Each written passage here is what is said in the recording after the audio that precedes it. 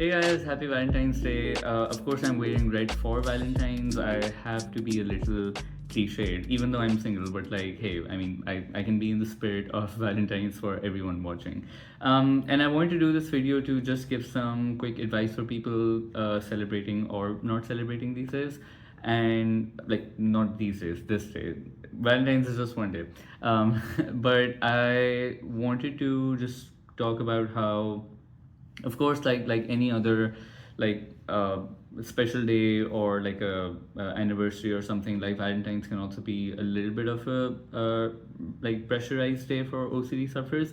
And it doesn't have to be only for relationship OCD sufferers, of course. I mean, for them it's kind of like it feeds into the entire relationship related fear. But just generally, as an OCD sufferer, you might be someone who is not able to be in like the best spirits for your partner, right?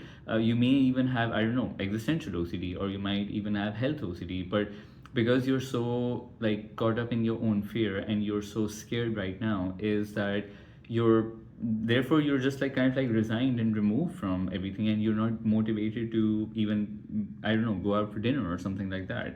And you're not the best version of yourself for your partner. And then that can also, like, start this entire guilt and shame kind of cycle that, look, even on this day when I'm supposed to be making my partner happy, I'm kind of like, just this shell of a person, and I'm not this happy person for them, and I could be something more for them. So but of course, if you're a relationship OCD sufferer, then naturally and you might not be that big on Valentine's yourself anyway, but it can still trigger you because of the expectations that it comes with, and the guilt and shame of like, oh, I'm a bad partner, and what if I get even like flowers or a gift for my partner and they think that I'm leading them on, and because internally I'm such a horrible person, this and that. So I mean, it can really kind of like turn up the heat on all sorts of negative emotions, and just the entire like feeling bad about yourself as a person kind of thing. And if you're not in a relationship and you're someone single, then that can come then OCD can like kind of like come from that angle too, that you're someone who is single, incapable of a relationship. It's that feeling of missing out on like a special experience of, oh, I wish I was with someone as well, and I could also celebrate Valentine's the same way. Wish I had someone that I could, I don't know, post pictures with, or go on a romantic date with, and things like that. And maybe you're someone who has not been able to have a successful relationship for a few years, so therefore Valentine's Day can also be that reminder of just your failure and lack of success with relationships, and how, and this self hatred and also hatred towards OCD itself, of for how it has impacted your life, and it has kind of like this feeling of that, OCD has stolen so much from you and so much opportunities for joy and happiness from you. Because there are a lot of people who like they really want to be in a relationship one day, but they're unable to because of whatever kind of like, emotional, physical, mental barriers they feel towards having that kind of commitment. So even for single people who have OCD, it can be like a bit of a sour day, and like they have a bad taste in doing in on this day. I mean, I'm single as well. Hey, don't worry. It's not like I'm celebrating and like being like, oh my god, I'm so in love. Maybe with myself, but no, no.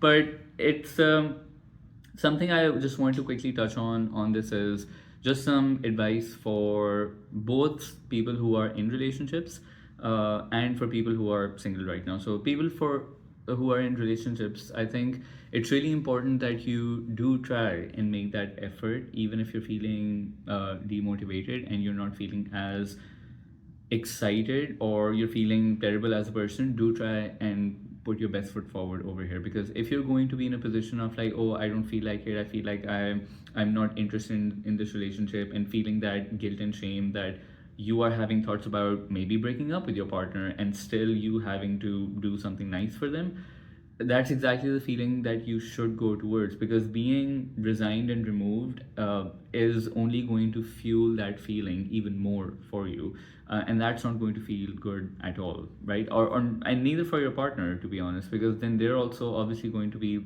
kind of like sitting over there being like, what's going on, right? And also, let me tell you this much as well: not putting your best foot forward and trying to do something and get involved in celebrating by the end of the day, you're probably going to feel even worse, because then you're going to be like, oh, I didn't even try. So not only are you going to be feeling bad about having OCD and not feeling as interested and feeling guilty as a person, but then you're also going to have Valentine's guilt as well for, not being able to show up. In a similar way, you might be also someone who's trying to overdo things on Valentine's for your partner, of like showering them too much with gifts and love and all that kind of stuff. And that can be like a subtle reassurancy thing as well. Let me give them these many gifts and just see how they react and see how they feel. That kind of thing, right? And also, it's kind of like a just or just compensating for feeling like a bad person or a bad partner yourself, trying to overcompensate that feeling and trying to feel like and prove to yourself that no, I am a good partner, kind of thing. So if you're doing it with that like forceful intention, so maybe you need to pull back a little bit. Not saying don't make any plan at all, but don't you can still show up for your partner in a solid way without overdoing it. So just have a think about that as well. So I think that would be kind of like my main thing for people in relationships right now. And for people who are single, I think especially I would like to say, go out and do something for yourself.